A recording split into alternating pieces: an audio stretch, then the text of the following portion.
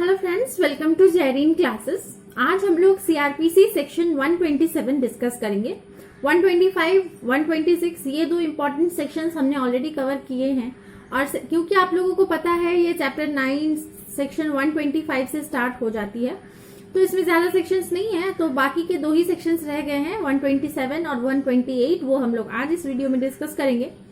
तो 127 बात करता है किसके बारे में? ऑल्टरेशन इन अलाउंस के बारे में। ठीक है, जो मेंटेनेंस वगैरह है उसका ऑल्टरेशन हो सकता है कि नहीं हो सकता। तो हो सकता है ऑल्टरेशन, ठीक है, ऑल्टरेशन किया जा सकता है। जो भी मेंटेनेंस का अमाउंट फिक्स हुआ है उसको ऑल्टर करने का पावर होता है मैजिस्ट्रेट के पास, कोर्ट के पास। अब इस सेक्शन 127 में क्या लिखा है हम लोग वन बाय वन करके देखते हैं। सबसे पहले इसमें 4 सबसेक्शंस हैं। ठीक है, 127 में 4 सबसेक्शंस हैं। सबसे पहला सबसेक्शन कहता है on proof of A change in circumstances of any person receiving under section 125 to pay a monthly allowance to his wife, child, father or mother as the case may be, the magistrate may make such alteration। Magistrate जो है, देखिए मैंने अभी कहा कि कर सकते हैं ऑल्टरेशन। मैजिस्ट्रेट में make such alteration as he thinks fit in the allowance for the maintenance और the interim maintenance as the case में भी। जो है अगर मैजिस्ट्रेट को सही लगे तो वो ऑल्टरेशन जो है मंथली अलाउंस जो भी मिल रहा था उसमें ऑल्टरेशन करने का उसको पावर होता है। जैसा उसको जस्टिफाइड लगेगा, जैसा उसको सही लगेगा वो ऑल्टर कर सकता है जब चेंज इन सर्कमस्टांस होगा। तो चेंज इन सर्कमस्टांस, इस फ्रेज का क्या मीनिंग है? इस फ्रेज का मीनिंग है किसी तरह का पिक्यूनरी चेंज हो गया है, पैसे का चेंज हो गया है, लिविंग कंडीशन का चेंज हो जाना। तो it refers to a change in the pecuniary और other circumstances of the party paying और रिसीविंग द अलाउंस। जो पे कर रहा है उसका भी अगर चेंज हो जाता है और जो रिसीव कर रहा है उसका भी अगर चेंज हो जाता है, दोनों ही केस में वुड जस्टिफाई एन इंक्रीज और decrease of the amount originally fixed. ठीक है, यही बात कही गई है एक इंपॉर्टेंट केस में जिसका नाम है भगवान दत्त वर्सेस कमला देवी। तो भगवान दत्त वर्सेस कमला देवी के केस में जो circumstance, change in circumstance phrase का मीनिंग डिफाइन किया गया है, समझाया गया है। तो ये सुप्रीम कोर्ट का केस है 1983 AIR 1975। तो ये मैं आप लोगों को डिस्क्रिप्शन बॉक्स में दे दूंगी, आप लोग देख सकते हैं केस का नाम। तो सबसे पहला सबसेक्शन हमने कवर कर लिया कि अगर चेंज इन सर्कमस्टांस होता है तो मैजिस्ट्रेट जो है वो अलाउंस को घटा या बढ़ा सकता है, इंक्रीज और डिक्रीज कर सकता है। अब चलते हैं सबसेक्शन 2 में। Where it appears to the magistrate that in consequence of any decision of a competent civil court, any order made under section 125 should be cancelled or varied, he shall cancel the order or as the case may be vary the same accordingly। ठीक है, अगर magistrate के पास लग रहा है कि हाँ कोई भी डिसीजन जो कि कंपिटेंट सिविल कोर्ट द्वारा दिया गया है उसमें अगर किसी तरह का ऑर्डर में अगर कैंसिल कर देना चाहिए ऑर्डर को या वेरी करना चाहिए तो वो ही शैल कैंसिल भी कर सकता है द ऑर्डर को, और अगर केस वैसा हुआ तो वेरी भी कर सकता है। सपोज जो देने वाला है अचानक से वो इंसॉल्वेंट हो जाता है, वो उसके पास उतनी क्षमता नहीं है कि वो जितना अलाउंस पहले दे रहा था अभी भी उतना ही दे, तो फिर उसको कंसिडर किया जाएगा। या उसकी तबीयत खराब हो गई है या जो मेंटेनेंस जिसको मिल रहा था, सपोज वाइफ को मिल रहा था, तो उसको अगर सडनली किसी अच्छे जगह पे जॉब मिल जाता है तो भी वो चेंज इन सर्कमस्टांस हुआ। हस्बैंड अगर अपील करेगा तो वाइफ का मेंटेनेंस कम हो जाएगा या फिर जैसे मैजिस्ट्रेट को सही लगेगा वो उस तरह से डिसीजन पास करने का पोटेंशियल रखता है, उसके पास उतना पावर होता है। तो ये सबसेक्शन 2 बताता है। अब आते हैं सेक्शन 127 का सबसेक्शन 3। ये बहुत इंपॉर्टेंट है, इसको ध्यान से सुनिए।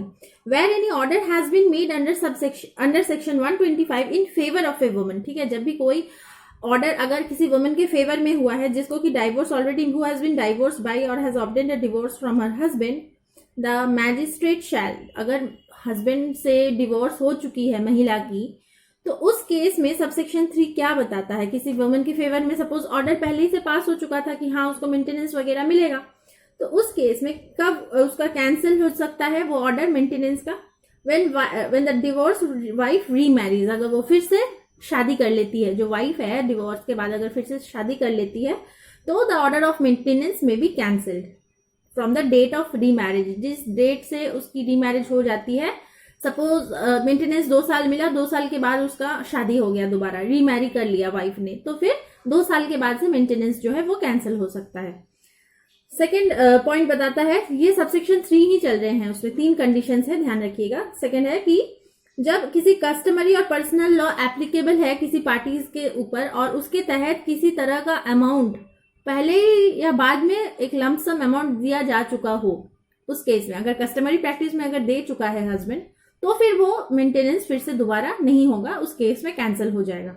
ठीक है। अब क्या लिखा है सुनिए। When the divorced wife has received, whether before or after the date of maintenance order, the whole of the sum which under any customary or personal law applicable to the parties may be payable on such divorce। ठीक है। अगर इस तरह का किसी customary practice है कि उस कस्टम में ही ऐसा है कि पहले या बाद में उस तरह का कोई अमाउंट दे देना होगा, तो भी जो है मेंटेनेंस का ऑर्डर कैंसिल हो जाएगा। और सी पॉइंट बताता है, when the divorce wife has voluntarily surrendered her rights, जब वाइफ खुद से ही सरेंडर कर दे कि हाँ मुझे अब और मेंटेनेंस की जरूरत नहीं है, तब भी कैंसिल हो जाएगा। तो तीन कंडीशन क्या हुआ कैंसिल हो जाने का। सबसे पहले अगर वो रीमैरी कर लेती है, दूसरा अगर किसी कस्टमरी प्रैक्टिस के तहत अगर उसको पहले या बाद में मिल चुका है तो वो कैंसिल हो जाएगा, और तीसरा क्या कह रहा है, अगर उसने वॉलंटरीली वाइफ ने सरेंडर कर दिया है अपने राइट्स को, राइट्स ऑफ मेंटेनेंस को, तो वो कैंसिल हो जाएगा।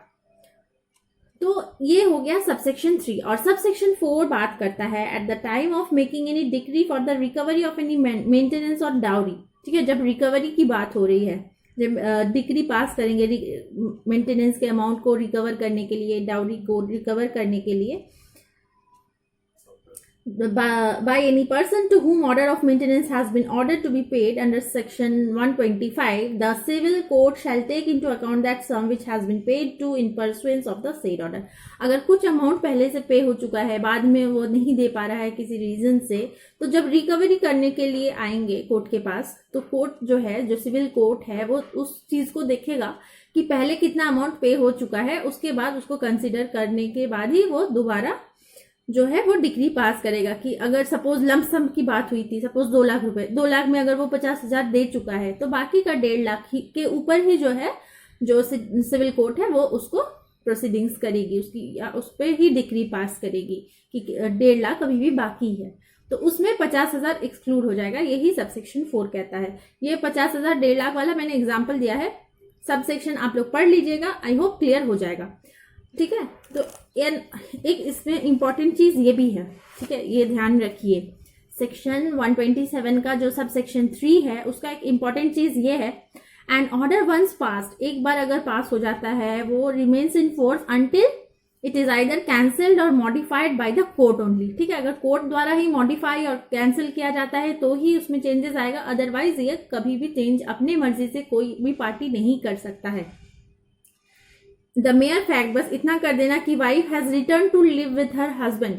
ठीक है। वाइफ वापस आ जाती है हस्बैंड के साथ रहने के लिए, तो क्या वो ऑटोमेटिकली कैंसिल हो जाएगा? नहीं, कैंसिल नहीं होगा, लेकिन वो सस्पेंड रहेगा उस टाइम के लिए। दो इट वुड रिमेन सस्पेंडेड रहेगा। लेकिन फिर से अगर वो चली जाती है, on her separating from him again, अगर फिर से सेपरेशन हो जाता है हस्बैंड वाइफ में, तो फिर से वो जो ऑर्डर है मेंटेनेंस का, उसको इन्फोर्स करवा सकती है। जिस ड्यूरेशन में वो रहने चली जाएगी उसके पास, हस्बैंड के पास, उस टाइम का वो कैंसिल नहीं हो जाएगा, उस टाइम में वो सस्पेंडेड रहेगा। ये ध्यान रखिएगा। और ये कहा गया है, एक इंपॉर्टेंट केस है जिसका नाम है कन्नागम्मल वर्सेस पंडारा नाडर। ठीक है। इसका भी जो साइटेशन है मैं आप लोगों को डिस्क्रिप्शन बॉक्स में दूंगी। तो ये 2 चीजें थी, मुझे लगा आप लोगों को बताना चाहिए। और इसका एक इम्पॉर्टेंट सेक्शन 125 का एक इम्पॉर्टेंट बात है, जो मैंने 125 में आप लोगों को बताने में थोड़ी सी देर हो गई थी, उसमें छूट गया था। तो एक चीज ये है इंटरिम मेंटेनेंस के बारे में, जो 125 सेक्शन का जो सब सेक्शन 1 का सेकंड प्रोविजन है, जिसमें इंटरिम मेंटेनेंस की बात मैंने कही थी।